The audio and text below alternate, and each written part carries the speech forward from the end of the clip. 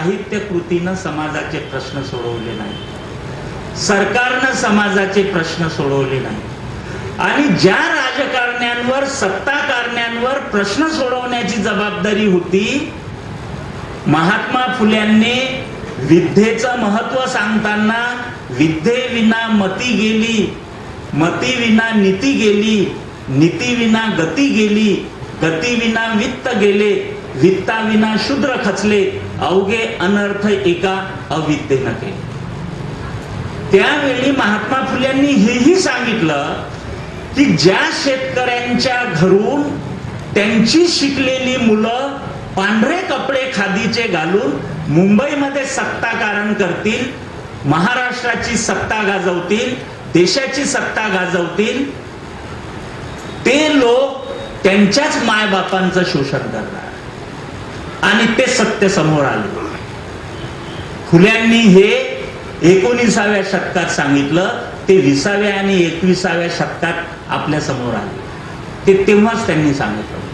आता अवस्था कशी झालेली आहे, तर अवस्था अशी झालेली आहे की फुल्यांनी जो अभंग किंवा अखंड लिहिला होता तो आता उलटा झाला.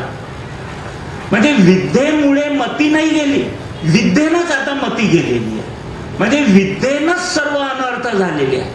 विद्येमुळे लोकांची मती गेली, विद्येमुळे गती गेली, विद्येमुळे नीती गेली, विद्येमुळे शूद्र खचले, सर्वहारा माणसं खचले आणि अवघे अनर्थ अविद्येनं नाही विद्येनं केले.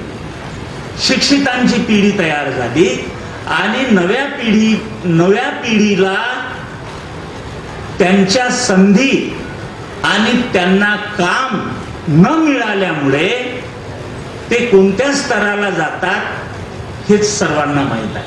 सर्वांच्या घरामध्ये नव्या पिढीचे प्रश्न त्यांना आई बापांना सतावतात. त्याची आपण आज किती चिंता आहे आणि त्यांना शिकवण्यासाठी तुम्हा लोकांना किती प्रचंड प्रमाणावर भ्रष्टाचार करावा लागतो. कारण शिक्षणाचं भांडवलीकरण झालेला. तुम्हाला जर तुमच्या मुलाला बापूरावजी देशमुख इंजिनिअरिंग कॉलेजमध्ये ऍडमिशन द्यायची असेल किंवा दत्ता मेघे वैद्यकीय महाविद्यालयात MBBS ला ऍडमिशन द्यायची असेल तर तुम्हाला सामान्य माणसाला त्यांची जी शिक्षण फी आहे शिक्षण शुल्क समितीनं निर्धारित केलेली 6-6, 8-8 लाख रुपये ती तुम्ही देऊ शकता का? दोघं कमावता पण तुम्ही देऊ शकता का? आणि मग जर तुम्हाला तुमच्या मुलांना शिकवायचं असेल तर ह्या भांडवली शिक्षण संस्थांमध्ये तुम्हाला कोणत्या मार्गाने, ते तर त्याच मार्गाने आले पण तुम्हाला त्याच मार्गाने जावं लागते, तुमचा नाईलाज. कारण ज्यांनी तुमच्या समोर नीतिमूल्य ठेवलेली आहेत त्याच नीतिमूल्यांचं तुम्ही अनुसरण करणार आणि तुमचे प्रश्न सोडवणार. शेवटी प्रश्न सोडवणं महत्वाचं आहे. कोणत्या मार्गाने सोडवायचे हे तुम्हाला ठरवायचं आणि तुम्ही ते ठरवतच असता. हे मी तुमच्या समोर सत्य सांगतो. कारण सत्यासाठी माझी शब्द विवंचना न भेमे विठ्ठला कडी काळ, हे आमच्या तुकाराम महाराजाच्या कुडातून आम्ही शिकलो. सत्य सत्याशी मन केले ग्वाही, मानिले नाही बहुमता, हे आम्ही शिकलो. आणि हा धर्म लेखकाचा धर्म. म्हणून शेवटचा मुद्दा मी सांगतो की या जगाचे प्रश्न ग्लोबल व्हिलेज सोडवणार नाही, भांडवली राजकारणी सोडवणार नाही, ह्या देशाचे प्रश्न सरकार सोडवणार नाही. या देशाचे प्रश्न युगलेखक सोडवू शकतात, त्यांनी ते सोडवले.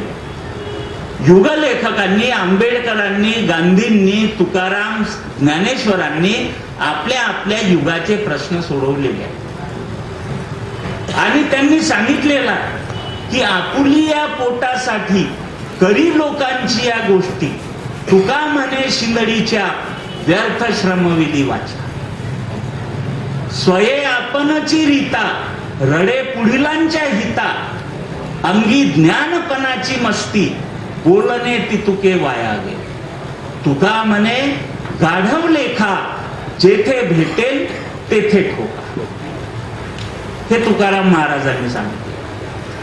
तर हा लेखकाचा धर्म आहे. हा धर्म युग लेखकांचा आहे आणि तो युग लेखकांचा धर्म आजच्याही लेखकांनी अंगीकारला पाहिजे.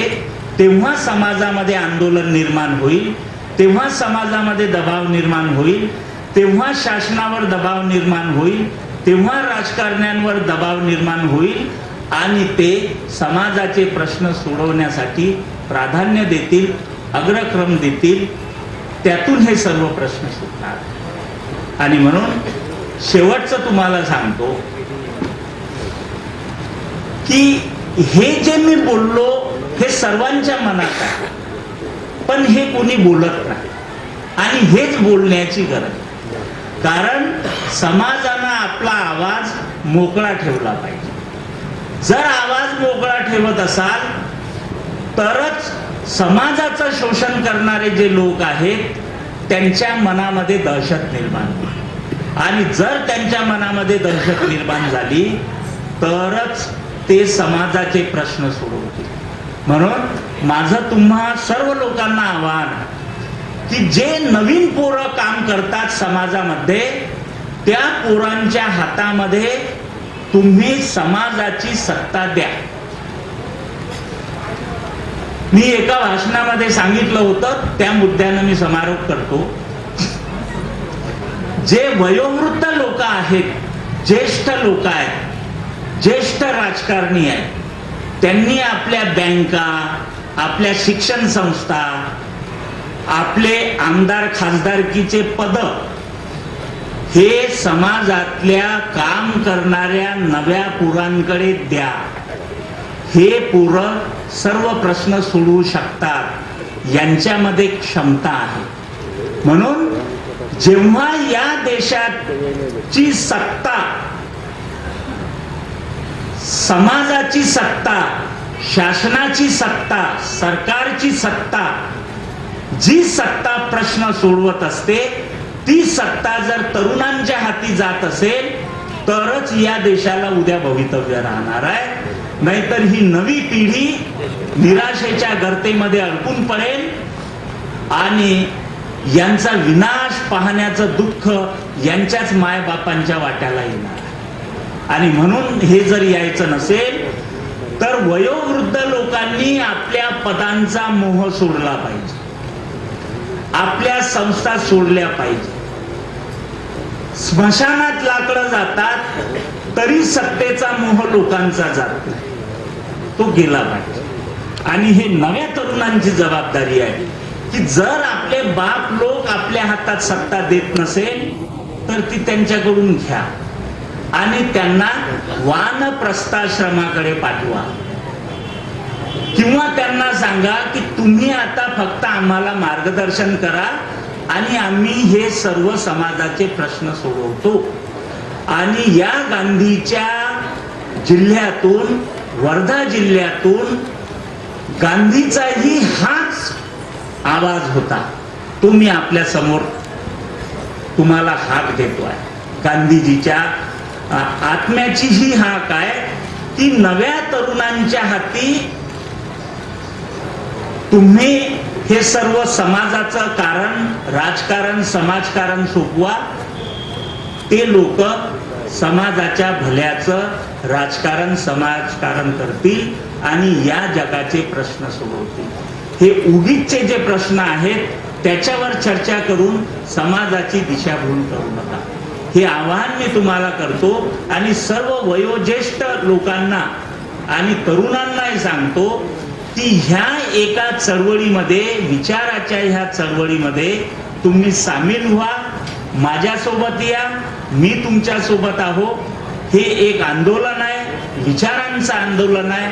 हे आपल्याला वर्धा जिल्ह्यातून, गांधी जिल्ह्यातून गांधीवादी पद्धतीनं, अहिंसात्मक मार्गानंच आपल्याला सकारात्मक पद्धतीनं हे सर्व समाजासमोर, देशासमोर आणि जगासमोर ठेवायचं आहे. तेव्हाच या समाजाला मुक्ती आणि मोक्ष मिळणार. धन्यवाद.